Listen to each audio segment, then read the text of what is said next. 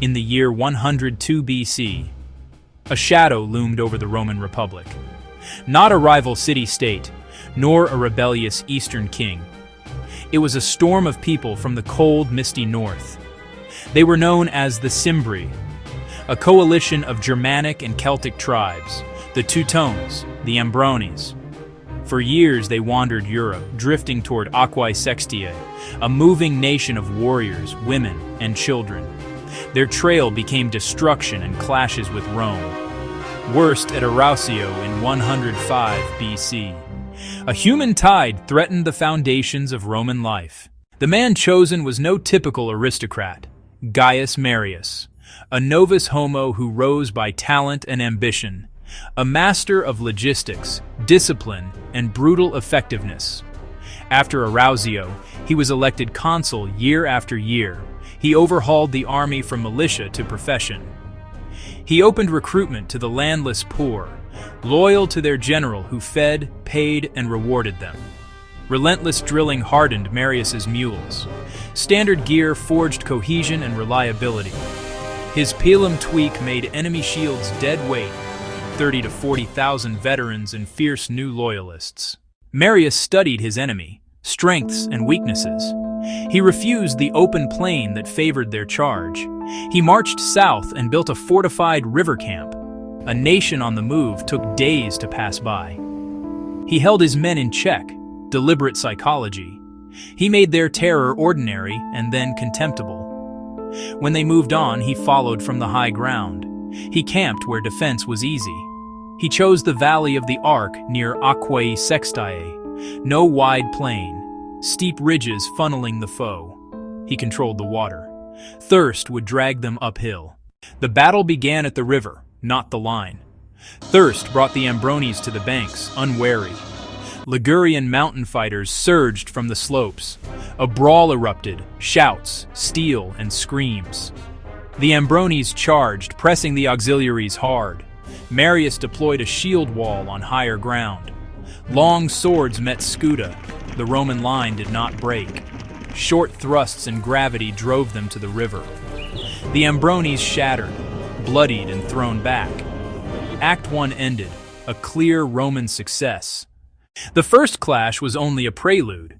He planned a masterstroke over 2 days. 3,000 men went with his trusted legate. They moved silently through the forests. Hidden behind the Teutonic laager, they waited. Hold until the decisive moment, then strike the rear. Marius set his line on the slope with strong flanks. A disciplined hush faced a sea of shouting warriors. What the Teutones did not see would break them. The trap was set for slaughter. Rage and vengeance drove the Teutonic charge. The Romans held, trained for this moment.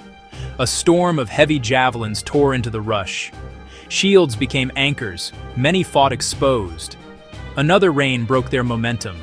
Long swords chopped, scuda absorbed the blows. Short, precise stabs found flesh in the crush. The Roman line, the anvil, did not yield. Then, trumpets behind them. 3,000 Romans smashed into their backs. Hammer met anvil. Caught between two blades, they broke. A line can endure frontal blows, but not from behind. Panic raced through ranks. Formations dissolved. Marius ordered the advance. The press became a flood. No longer a battle, only a hunt. Nowhere to run in the narrow valley. Long spears failed, short swords harvested. Their camp lager became the final stand. Ancient writers say the women fought like warriors. Plutarch and Orosius tell of despair beyond words. By nightfall, the Teutones and Ambrones were no more. Morning showed the full scale of victory and death. Ancient figures claim over 100,000 taken or slain. Roman losses were said to be light. The soil, enriched by the dead, yielded heavy harvests. Marius raised a vast pyre of enemy weapons. News from Rome, Marius elected consul a 5th time. Teutobod reserved for the triumph through Rome. Wealth cemented loyalty to commander over state. But the Cimbri still threatened in the north. Catullus fell back. The Po lay open.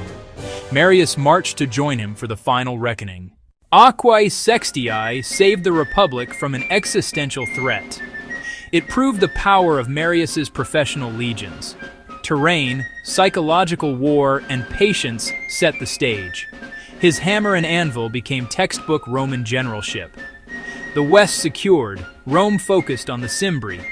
In 101 BC, they joined at Vercellae. A greater repeat, Cimbric power ended. Marius, hailed the third founder of Rome. But reforms bound soldiers to generals, not the state. Republican norms bent and broke. Sulla, Pompey, and Caesar followed the path. The cure of 102 BC set the empire's course.